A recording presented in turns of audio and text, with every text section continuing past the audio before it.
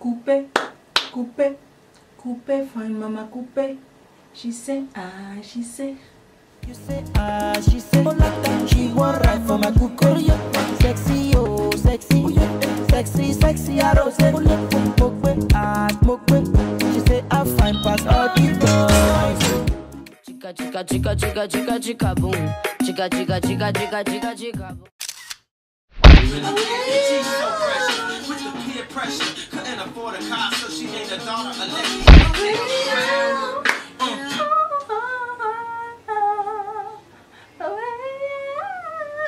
Tout dans la fausseté.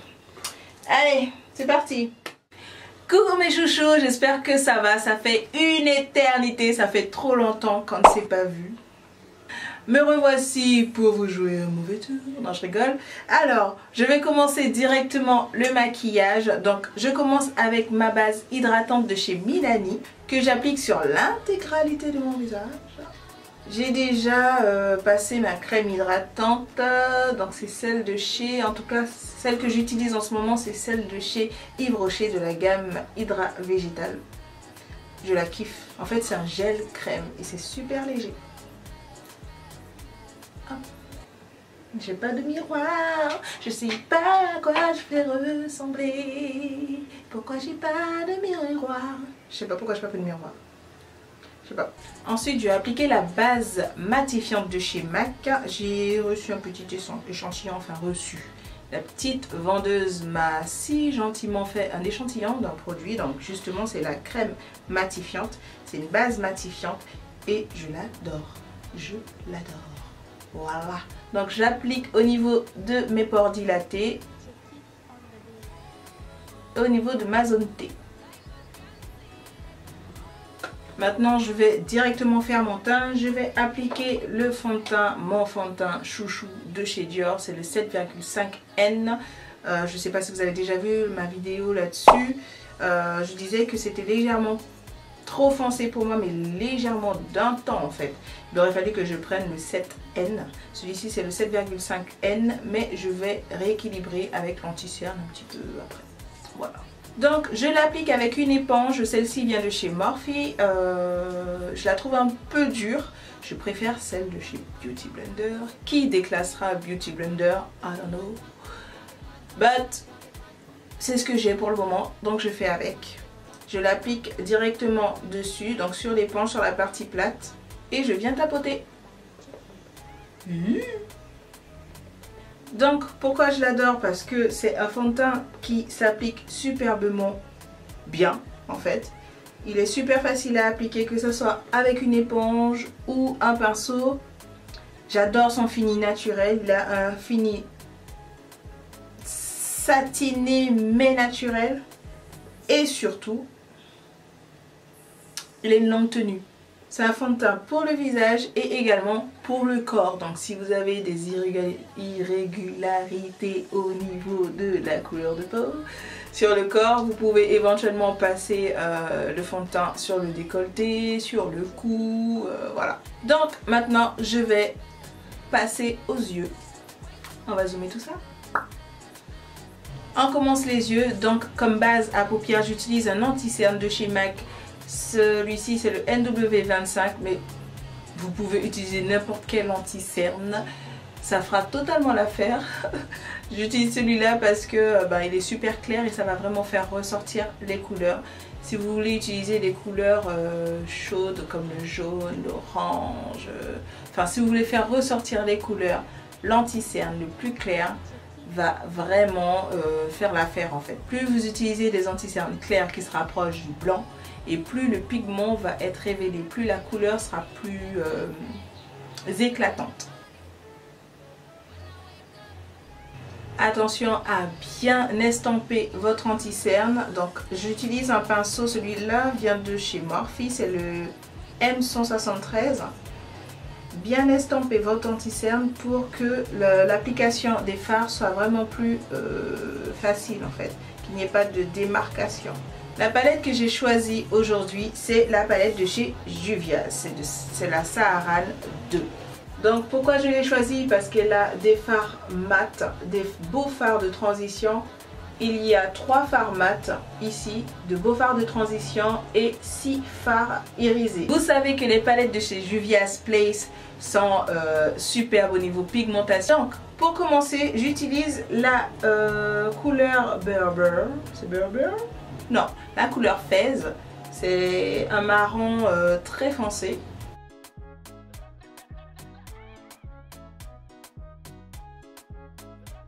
Ça fait super naturel, un marron qui va exactement avec ma couleur de peau. C'est super. Ensuite, je prends la couleur Zora, qui est juste là. C'est un bordeaux super joli. Ouais, je l'aime beaucoup. Que j'applique en coin interne, mais surtout en creux de paupière.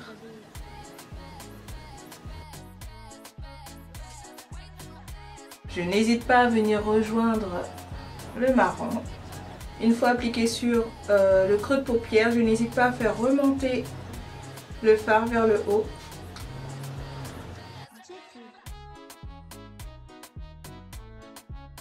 Cette fois-ci, je vais changer de pinceau. Je garde, en fait, c'est le même pinceau. Voilà, c'est le même. Mais sauf que je vais prendre un qui est propre et je vais changer de couleur. Je vais utiliser la couleur Taza. C'est une couleur brique qui est juste là, que je vais appliquer juste au-dessus de ce que je viens de faire.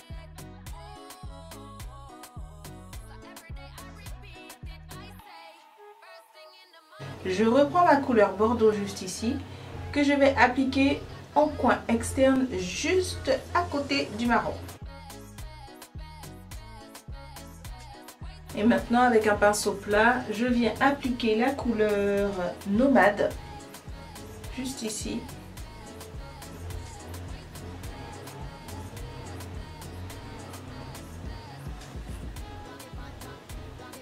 Je ne vais pas faire de cut crease aujourd'hui, on va rester simple. Donc juste à côté de la couleur bordeaux que je viens de mettre, je garde le même pinceau et j'utilise la couleur Marrakech. C'est un saumon irisé et je l'applique juste à côté. Quand j'utilise des fards irisés, mais j'ai trop envie d'utiliser mes doigts, je trouve que c'est du gâchis de le faire avec un pinceau. J'ai l'impression que le pinceau en fait n'accroche pas au pigment. Regardez ce que ça fait avec les chutes là. Ça fait caca. Dès que vous utilisez une autre couleur, n'hésitez pas à bien la travailler sur la couleur précédente pour faire un joli rendu, un joli dégradé, une jolie transition. En coin interne, je vais utiliser la couleur Aziza. Aziza juste là. Je te veux, tu veux de moi. Reste avec moi.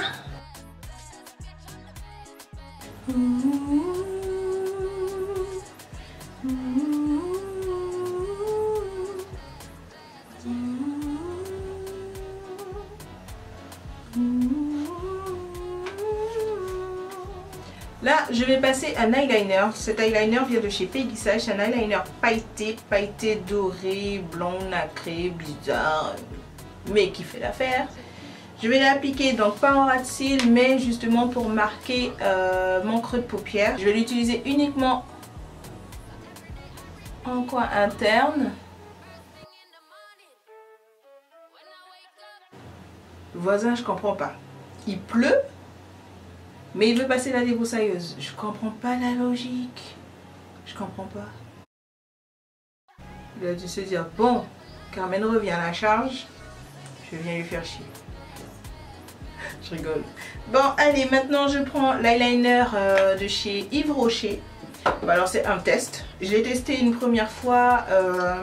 Je trouvais que la tige était trop dure. En fait, j'aime bien les tiges super longues et super fines. Donc ça aide vraiment à l'application. Et celle-là, elle n'est pas malléable du tout. Mais vraiment pas. Regardez l'embout. L'embout est hyper, mais hyper petit. Et dur. C'est dommage. C'est dommage.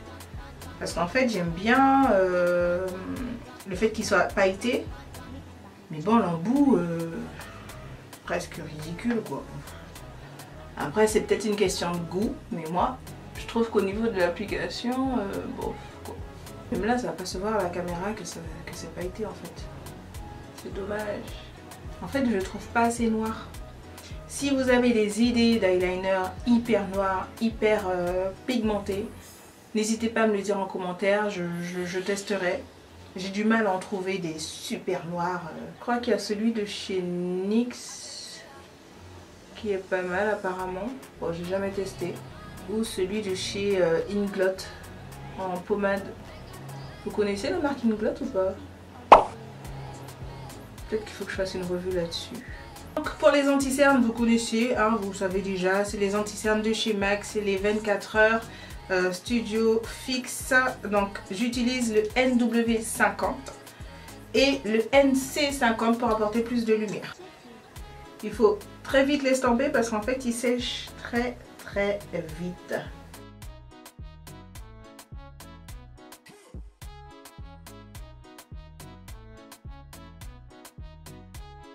Maintenant pour fixer le tout, en fait j'applique la poudre Black Opal. Mon chéri va rentrer. Bébé. Donc je disais que je vais appliquer la poudre de chez Black Opal. C'est une poudre libre. Avec mon éponge, le côté que j'ai pas utilisé en fait juste là. Ici j'ai appliqué le fond de teint et juste ici je vais prendre la poudre. Juste tapoter, vous voyez. J'enlève l'excédent avec mon pinceau poudre. Donc là je vais venir réchauffer mon teint avec ma poudre NW58 Studio Fix de chez MAC que je vais appliquer avec un pinceau biseauté. C'est le pinceau de chez Morphe, le E4. Je vais vraiment l'appliquer à ce niveau, presque comme un blush en fait.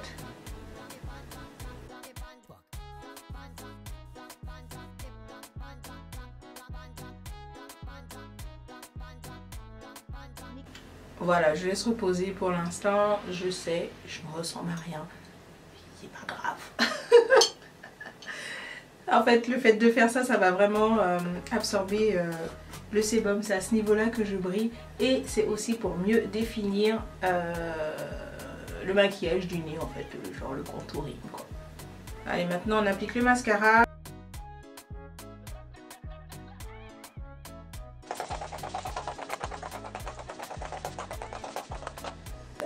Cette fois-ci, je vais mettre l'highlighter de chez MAC. C'est le Whisper of Guilt. G-I-L-T. Guilt, c'est G-U-I. Ouais, coupable. Il se sentit coupable. But it's G-I-L. Guilt. Toutes celles qui n'aiment pas l'highlighter, mettez pause. Parce que là, ça va partir en vrille.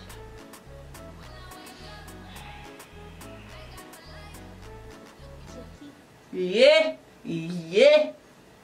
Yeah! Yeah! Why? Why? Why? Why? Why? Attendez.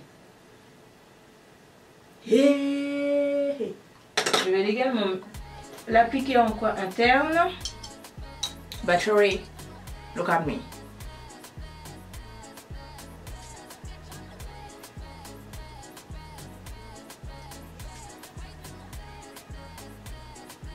Juste pour agrandir un petit peu le regard. Oh, c'est trop beau. Alors je vais utiliser deux rouges à lèvres. Celui de chez MAC, celui-là c'est le Height Drama de la collection Liquid Matte. Et celui de chez Huda Beauty, celui-là c'est le Cheerleader.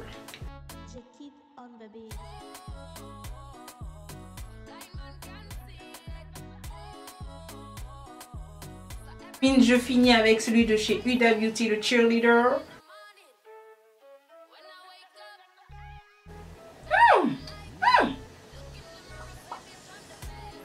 Non, pas ça sur les dents. Non.